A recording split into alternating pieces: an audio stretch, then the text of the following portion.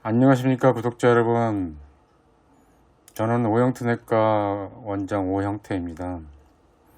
오늘은 의대 쏠림 현상과 한국의 경제위기의 상관성에 대해 한 말씀 올리겠습니다. 우리나라의 의대 쏠림 현상은 제가 보기에는 1997년 IMF 이후인 걸로 생각이 듭니다. 저는 참고로 83학번입니다. 저희 때만 해도 그때도 의대 정원이 거의 3,000명 가량 되었는데, 저희 의대에 들어갈 수 있는 이과의 등수는 제가 생각할 때는 아마 10,000등 이 정도 안에 들어가면 의과대에 충분히 들어갈 수 있었던 걸로 생각이 듭니다. 그 말은 무슨 이야기냐면, 상당수의 이과 인재들이 의대를 가지 않고 이공계 쪽을 많이 선택했다는 이야기입니다. 예를 들면 전국 3,000등 이과에서 3,000등 안에 드는 친구들 중에 적어도 한 50 내지 60% 이상 인재들이 이공계를 갔다는 거죠. 저희 학교에서도 상당히 상위권에 있던 친구들 중에 상당수가 이공계 명문 대학을 많이, 의대를 가지 않고 명문 대학을 갔었던 것 같습니다. 그래서 우리나라에는 이공계 인재들이 저희 때까지만 해도 넘쳐났었고, 그게 1997년 IMF 위기가 도래될 때까지는 계속 이공계에 수많은 인재들이 계속 공급이 됐었던 걸로 보여집니다. 그런데 이공계 인재의 고갈 현상이 생기기 시작한 건 제가 생각하기에는 1997년 IMF가 결정적인 계기였던 걸로 보여집니다.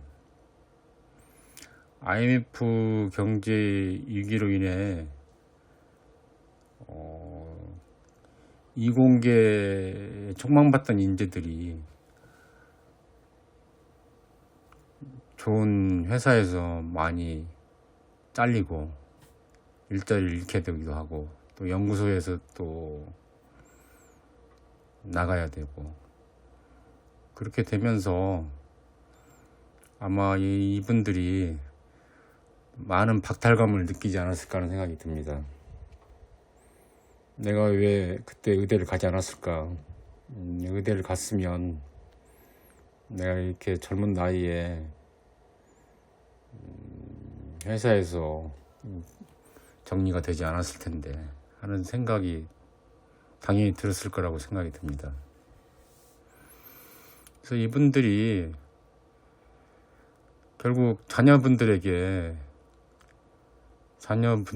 아니라 자녀들에게 아마 자기와 같은 전철을 밟지 않도록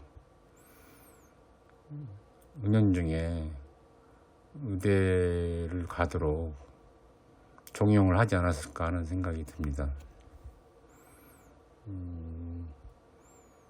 그래서 1997년 이전까지만 해도 수능 이과 학력고사죠.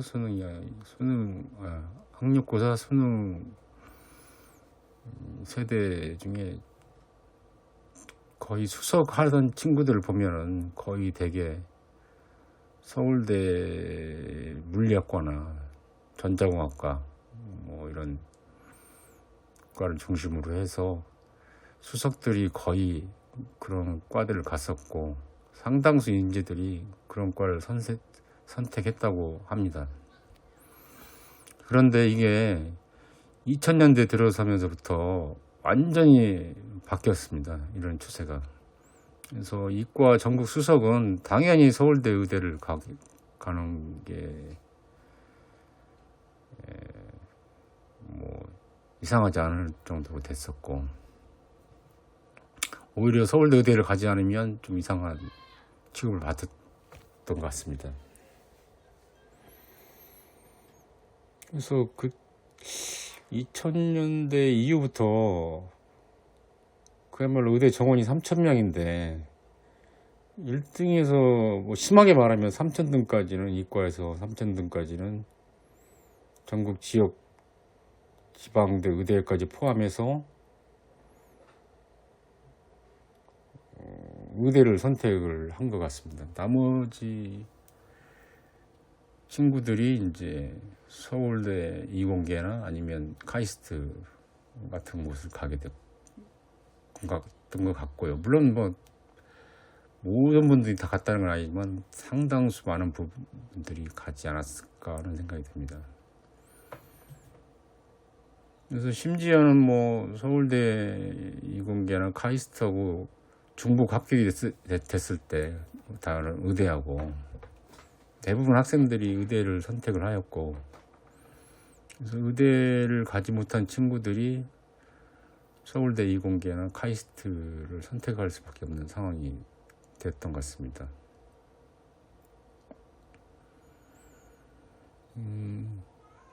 문제는 전에도 말씀드렸지만은 의사는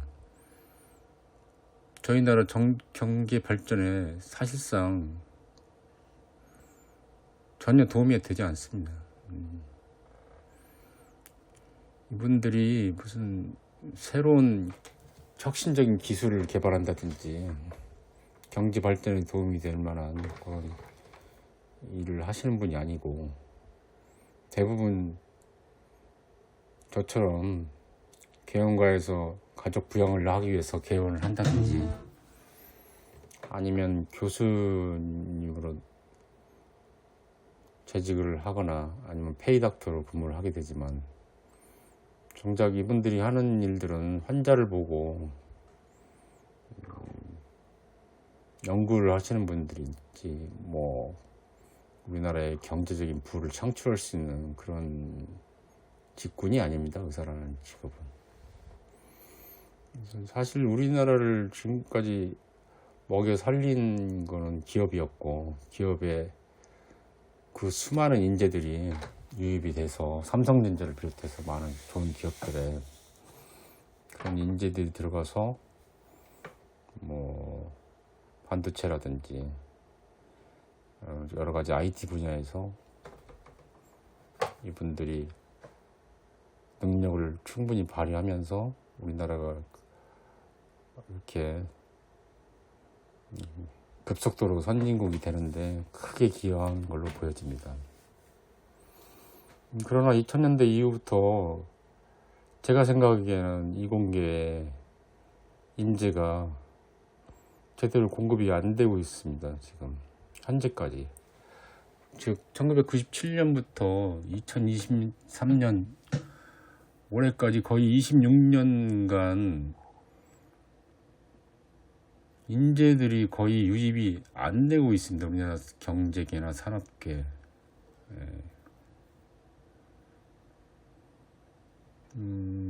마치 스포츠로 치면 1군은 의대에 가 있고 마이너리그, 즉 2군 선수들은 다 이공계로 갔다고 할까요? 그런 비슷한 상황인 거죠. 네, 스포츠에서는 1군 선수들이 참 중요한 역할을 하지만 경제계에서는 사실 의사인 1군들이 할 일이 별로 없습니다. 할 수 있는 일이 별로 없습니다. 네. 그래서 지금까지 거의 26년간에 걸쳐서 우리나라의 최고의 인재들이 다 의대로 쏠렸기 때문에 지금 인재난에 시달리고 있는 것 같습니다. 우리나라 경제계는.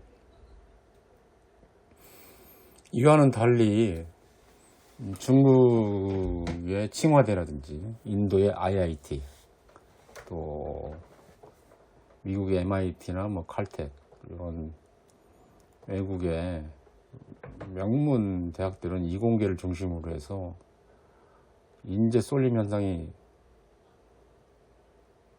일어났고, 그래서 그런 나라에서는 최고의 인재들이 다 이런 IT 이공계 분야로 다 유입이 됐습니다.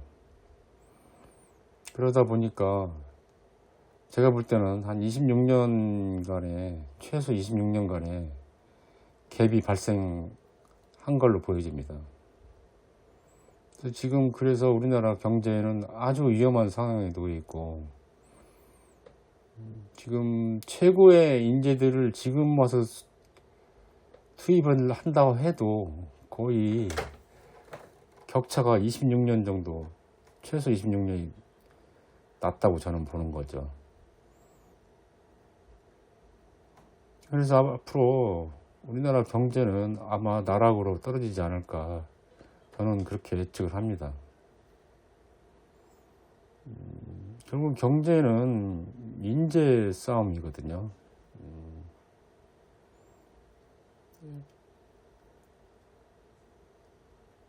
결국은 인재 싸움에서 우리나라는 철저하게 지금 무너져 내리고 있는 거죠.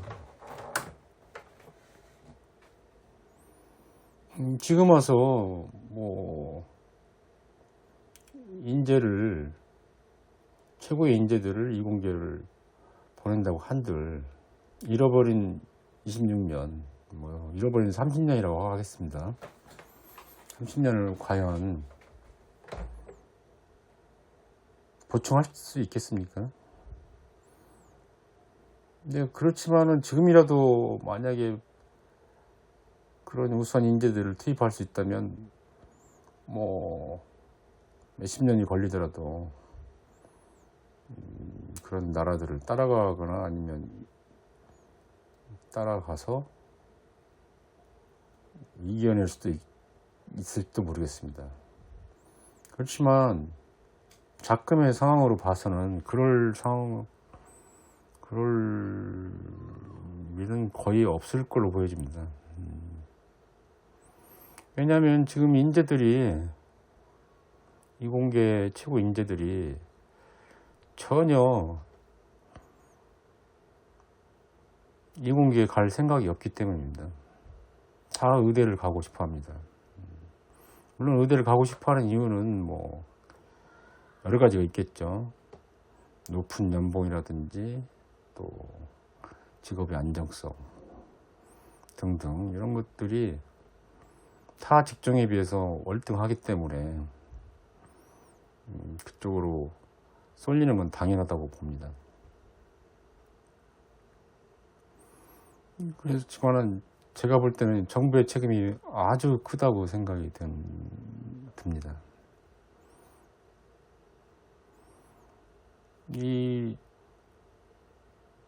지금 의대 정원을 지금 늘리려고 정부에서 하고 있는데요. 정말 바보 같은 생각입니다. 지금 3,000명 뽑는 것도 지금 최고의 인재들이 다 그쪽으로 쏠리고 있는데, 만약 5,000명을 뽑게 되면 5,000명이 가겠죠? 이제 1등에서 이공계에서 1등에서 5,000등까지는 다 의대로 간다는 이야기죠. 뭐 5,000 1등부터 그러면은 이공계를 가냐? 그렇지 않을 겁니다. 왜냐면은 이 5,000등 안에 들기 위해서 뭐 재수 또는 N수, 뭐 장수를 한다든지, 아니면 뭐 직장에 다니고 있는 분들 같은 경우에 대기업이나 뭐 심지어는 요즘에는 교사분들도 의대 준비를 하신 분이 있다고 하던데, 대기 인원이 아마 옛날 저희 때 사법시험처럼 뭐 아마 될 때까지 계속 시험을 볼 겁니다. 아마 대기 인원이 제가 볼 때는 최소 뭐 적게는 3만 명에서 한 10만 명까지도 될 거라고 보여집니다. 아마 이분들은 절대 포기하지 않을 겁니다. 의대를 될 때까지 할 겁니다. 될 때까지. 그래서 나이가 뭐 30이 되든 40이 되든 뭐 심지어는 50. 옛날에 사법시험 볼 때 그랬지 않습니까? 뭐 심지어 60대 70대 할아버지 분들도 포기를 못하고 몇십 년을 거기에 매달린 것처럼 우리나라도 그런 현상이 생길 게 뻔합니다. 제가 볼 때는. 그렇게 되면은 과연 그러면 우리나라를 대표하는 서울대 이공계 카이스트에는 과연 어떤 사람이 들어갈까요? 전국에서 10,000등? 5,000등 안에 드는 분들은 안 가시겠죠? 한 10,000등 안에 드시는 분들 갈까요? 안 갈 겁니다. 예. 이과에서 30,000등 안에 드시는 분들 안 갈 겁니다.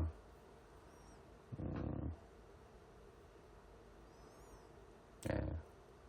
그러면은 극단적으로 말씀을 드리면 지금 우리나라 이공계 최고봉에 있다고 하는 서울대 공대나 카이스트가 도대체 수준이 어느 정도까지 떨어지게 될까요?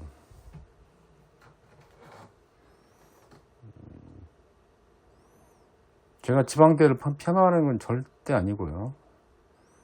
아마 지방대 공대보다도 지금 현재 지방대 공대보다도 수준이 더 떨어질 거라고 보여집니다.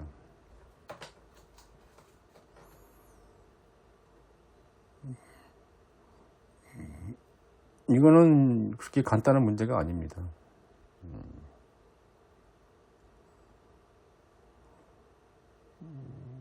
우리나라 경제와 아주 밀접한 관련이 있습니다. 왜냐하면 삼성전자를 비롯한 이런 우리나라의 대기업이나 여러 좋은 기업에 양질의 인재들이 절대 공급이 될 수가 없다는 이야기거든요. 결국은. 그러면 기업은 인재가 없는 기업이 과연 살아남을 수 있을까요? 지금 뭐 반도체, 지금 삼성전자 힘겹게 지금 반도체에서 선전하고 있는데 과연 그 위치를 계속 유지할 수 있을까요? 앞으로? 저는 그건 불가능하다고 봅니다.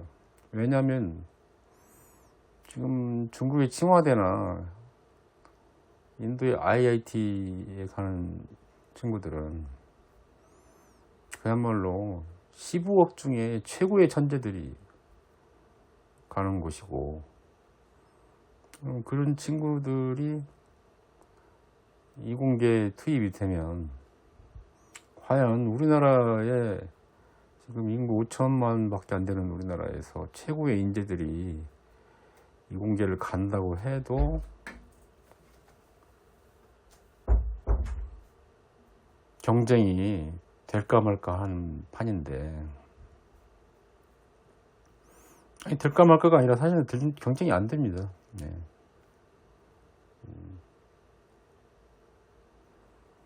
근데 이 의대 쏠림 현상 때문에 뭐 이거는 정말 게임이 안 되는 상황이 된 거죠.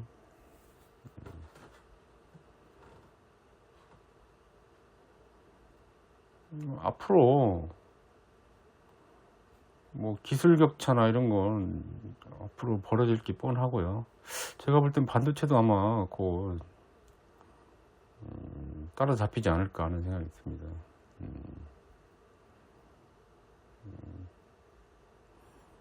제가 전에 이건희 회장님이 살아 계셨을 때 한 말씀이 하나 생각이 나는데, 그분은 그렇게 말씀하셨거든요. 천재 한 명이 나라를 먹여 살린다고.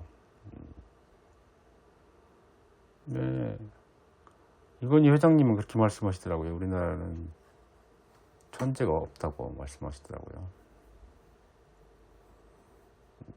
천재로 태어나는 학생들은 있는데 우리나라의 이런 잘못된 교육 시스템 때문에 천재가 수재 내지는 범죄로 바뀐다는 거죠. 그나마 뛰어난 우수인재들이 의대로만 이렇게 쏠리게 된다면 과연 우리나라의 미래가 있을까요?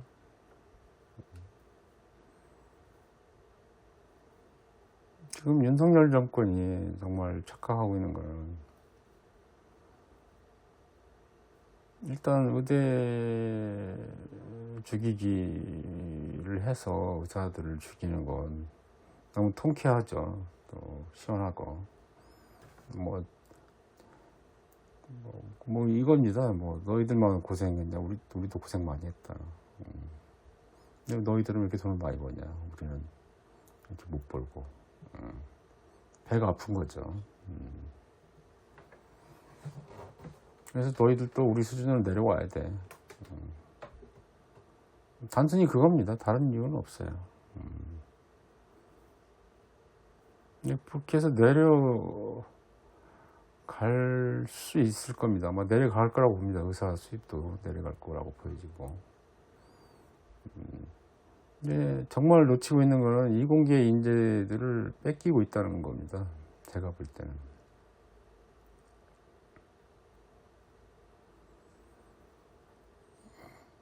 그래서 우리나라 경제를 제2의 IMF로 몰고 가는 상황이 올 수가 있다는 겁니다.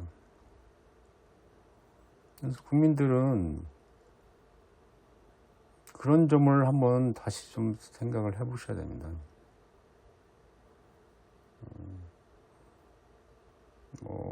의사 죽이기 참 좋은 이야기인데 이렇게 죽여서 한을 푼들 나라가 망하면 그게 무슨 의미가 있겠습니까?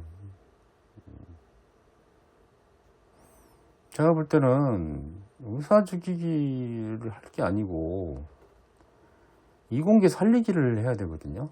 이공계 살리기를. 오히려 막대한 세금을 이공계 살리기에 풀면 되는 겁니다. 제가 볼 때는. 예를 들어서 이공계 학생들에게 장학금을 왕창 준다든지, 직장에 들어가게 되면은 평생 정년 보장을 시켜준다든지, 그리고 이공계 인재들을 고용하는 회사들에 대해서는 세제 혜택을 준다든지,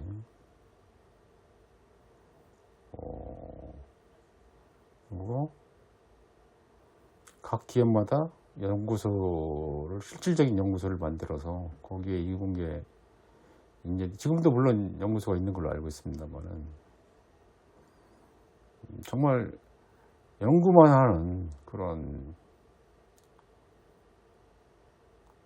사업부를 만들어서 이분들은 그냥 연구만 하게 하는 거죠, 평생. 그렇게 하고 그런 그런 연구소는 세제 혜택을 줘야 된다고 봅니다.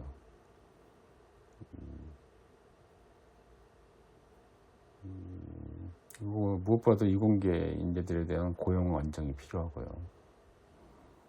그렇게 하지 않으면 우리나라의 미래는 없습니다.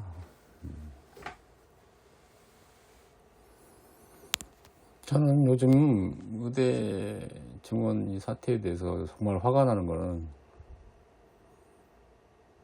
왜 이공계 교수님들이나 이공계 학생들은 왜 이렇게 아무런 말을 하지 않고 있을까요? 사실 물론 경제계도 마찬가지고요. 경제계도 아무런 이야기를 하지 않고 있습니다. 실질적인 피해를 보는 분야는 그런 분야인데 아무도 말을 하지 않고 있어요. 아주 비겁한 거죠. 대통령에게 진실을 전달할 사람이 아무도 없습니다.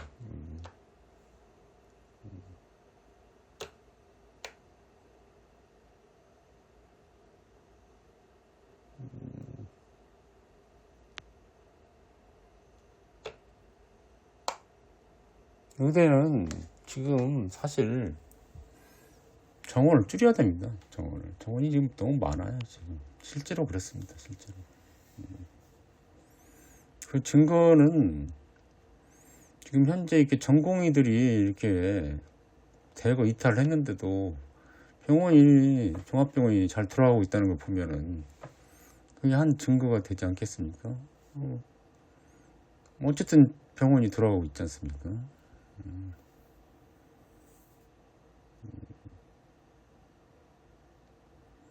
그리고 3,000명, 의대 정원 3,000명인데, 제가 알기로 그 중에 5,000명은 GP라고 그러죠. 일반입니다. 일반이라고 해서. 수련 과정을 받지 않는 친구들입니다. 그분들이 아마 500명에서 700명 정도, 7, 800명, 이 정도 되는 걸로 알고 있습니다. 그분들은 아예 처음부터 수련 과정을 밟지 않고 피부 미용 시장으로 뛰어듭니다.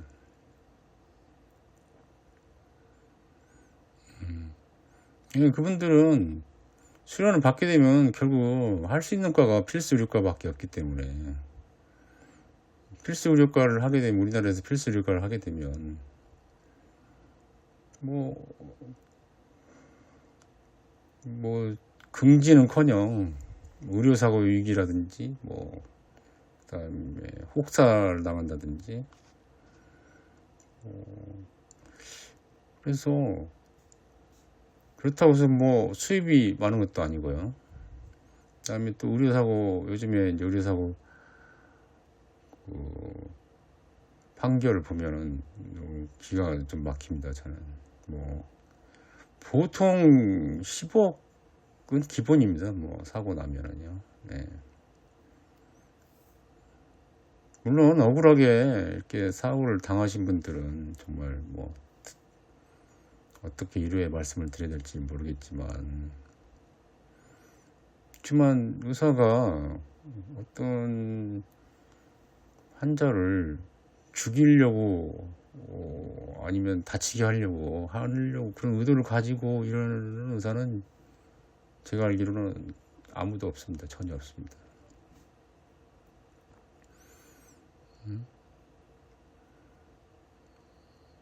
의사도 사람이기 때문에 또 실수도 할 수 있는 거고요. 오진도 할 수 있는 거고요. 잘못된 결과가 나올 수도 있습니다. 그렇지만 그걸 가지고 만약에 의사가 신이 아닌 바에야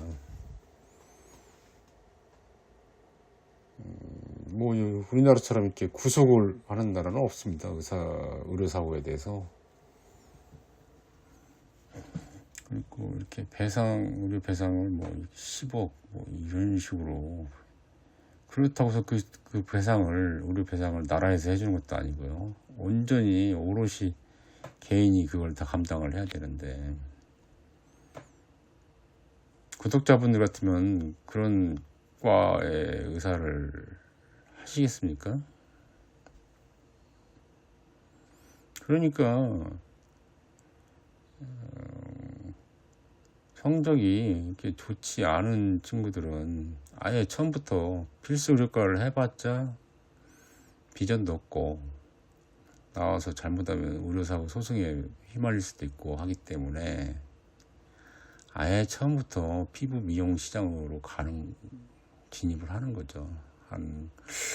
적게 500명에서 한 1000명 정도 되는 것 같습니다.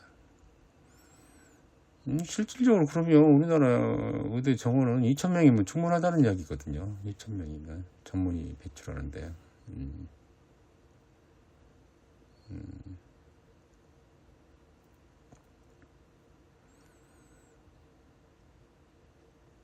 그리고 차라리 1000명을, 그 나머지 3000명 중에서 1000명을 이공계 투입하는 게 더 낫지 않겠습니까?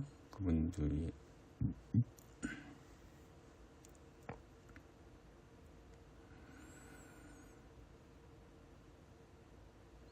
그리고 말이 나왔으니까 하는 말인데요. 우리나라가 의사 수가 뭐 적다, OECD 평균 적다 이런 그런 통계를 가지고 많이들 말씀하시는데 말도 안 되는 이야기입니다. 의사 수가 적은 건 사실이지만 의사 1인당 노동량은 비교할 수가 없습니다. OECD 국가와 우리나라. OECD 국가의 의사 선생님들은 일주일에 40시간 이상 근무를 하지 않습니다. 그리고 수술이라든지 어떤 검사나 이런 걸 절대 무리하게 하지 않습니다. 뭐 예를 들면은 내시경 검사를 하루에 3개 이상 안 한다든지. 우리나라는 30개까지도 합니다. 보통 대학병 같은데. 그다음에 암 수술을 OECD 국가는 일주일에 한 2건 이상은 안 한다든지. 우리나라는 글쎄요, 제가 알기에 대학병원 교수님들은 워낙 워크홀릭이니까 10건, 15건씩 합니다. 그래서 한 사람이 OECD 국가 의사보다 하는 일이 4배에서 5배 정도 많다고 보시면 됩니다.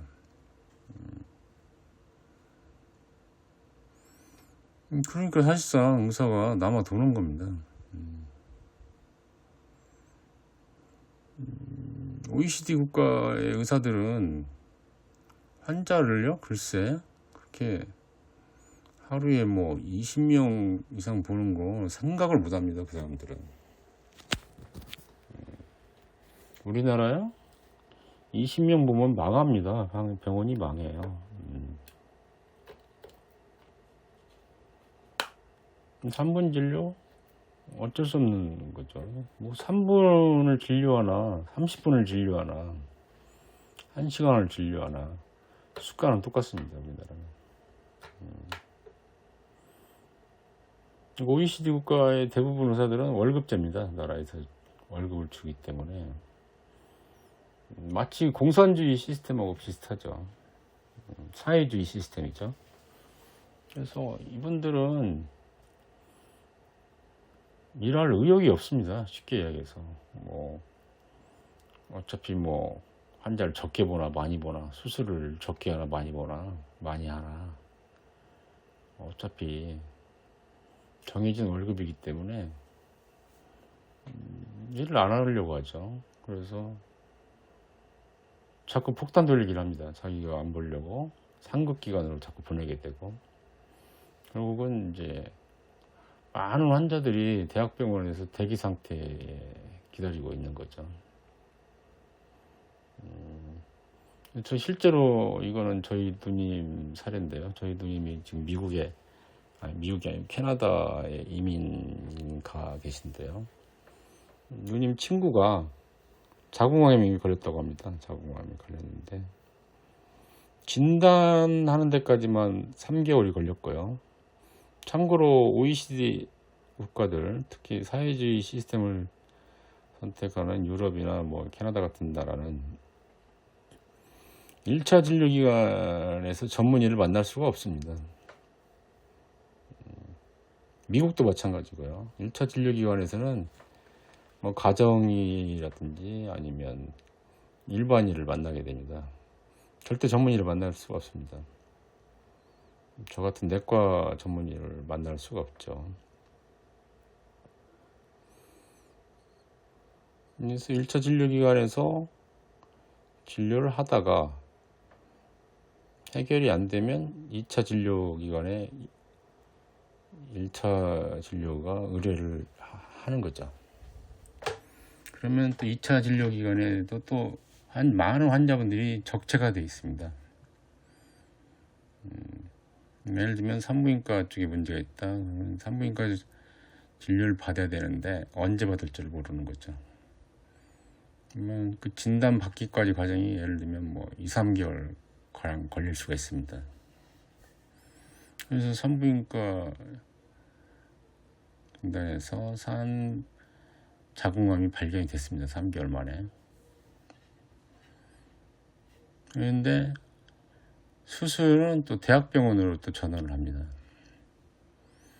대학병원에는 더 많은 환자들이 적체가 되어 있고요. 그래서 보통 6개월에서 1년 정도 이상 기다려야 됩니다. 우리나라처럼 새치기라는 건 있을 수가 없습니다. 여기 이런 나라들은. 그래서 어쩔 수 없이 암을 진단받고 최소 6개월에서 1년을 기다리다가 대개는 많은 분들이 수술도 받지 못하고 돌아가시는 경우가 많습니다. 제가 알기로 우리나라에서 자궁암을 아니면 위암 같은 걸 진단을 받았는데 6개월 1년을 기다린다? 있을 수 없는 일이죠. 거의 없는, 저 들어본 적이 없습니다.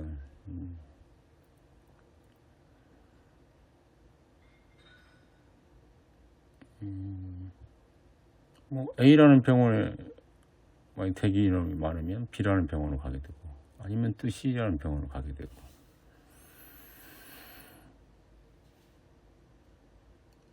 그게 정부에서 그렇게 뭐 이상적으로 말하는 OECD 국가의 실태거든요. 뭐 과연 우리나라도 뭐 그런 식으로 가자는 것인지 저는 도저히 이해가 가지가 않습니다. 물론 제가 이런 말씀을 드리면 또 밥그릇 싸움을 한다 이렇게 생각하실 수도 있지만, 하여간 어쨌든 뭐 밥그릇 싸움이라고 하더라도요, 결국은 우리나라의 먹거리가 지금 경제가 계속 죽어가고 있습니다. 지금 이유는 두 가지입니다. 의대 쏠림 현상과 이공계 기피 현상. 이겁니다. 이거. 그래서 의대 쏠림 현상을 막을 수 있는 방법은 제가 보기에는 이공계를 살리는 게 더 중요하다고 보거든요. 이공계를 살리기 위해서 정부는 모든 세수를 동원해서 또 세제 지원이라든지 이런 걸 통해서 이공계 인재들을 육성하고 교육하고, 또 이분들이 안심하고 장기적인 프로젝트로 연구를 할 수 있게 도와주는 게, 또 기업의 뭐 세제 혜택이라든지 정년 보장이라든지 이런 거를 독려를 한다든지, 이렇게 해서 이공계 인재들을 살리는 게 우선인데 그거는 전혀 하질 않고 오로지 의대 죽이기 요거. 네, 참 안타깝습니다. 저는 이제 60이 딱 올해 만 60이 됐는데요. 이제 의사가 배출이 되려면 적어도 한 15년 정도 걸리거든요. 그럼 제가 아마 15년 뒤에 5,000명 정원인 친구들이 이제 배출이 되기 시작하겠죠. 그러면 저는 이제 75세가 될 거고, 그때는 이제 저도 현역에서 이제 문퇴할 수도 있을 거고요. 그래서 저하고는 사실은 의대 정원 증원하고는 전혀 사실 관계가 없습니다. 저도 이제 그때는 일개 한자가 될 거고요. 정말 우리 국민 여러분들이 꼭 아셔야 될 거는, 그렇게 의사가 지금보다 최소 1.7배 이상 이렇게 늘어나면 과연 어떤 일이 벌어질까요? 지금도 우리나라에는 전국 방방곡곡에 주요 목이라고 하는 부분에는 다 병원이 차지하고 있습니다. 그것도 전문의들이 다 차지하고 있습니다. 외국은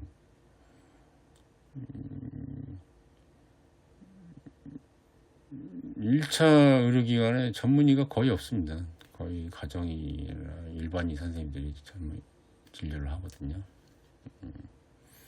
네, 지금부터 15년 후부터는 지금 있는 병원에 한 2배, 3배 이렇게 늘어나겠죠.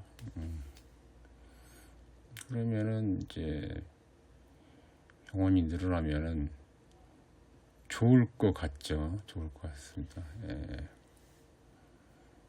그리고 닥터 쇼핑도 더 많아질 거고요. 그렇지만 이렇게 늘어난 의사들이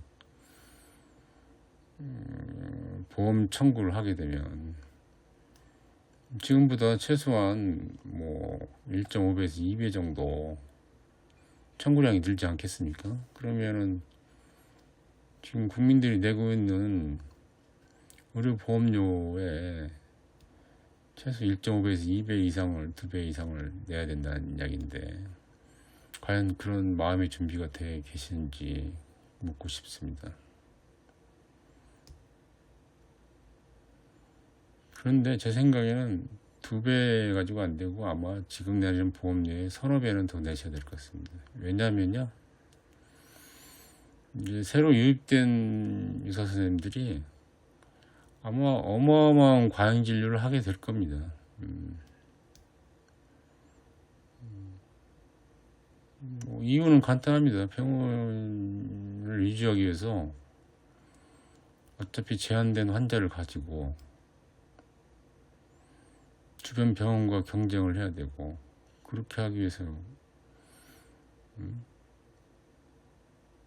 어마어마한 과잉 진료를 하게 될 겁니다. 그렇게 되면은 그 피해는 결국은 국민들에게 다 가지 않겠습니까?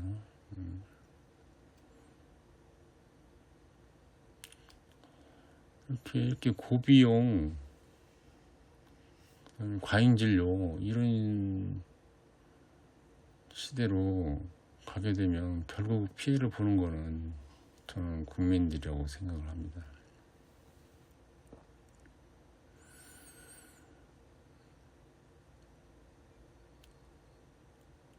앞으로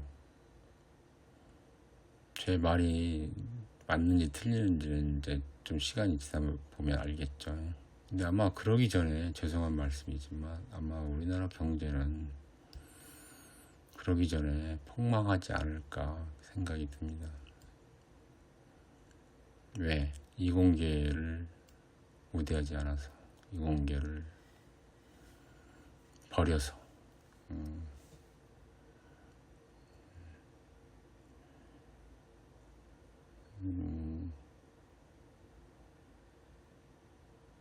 저는 참 안타까운 심정으로 말씀을 드렸습니다.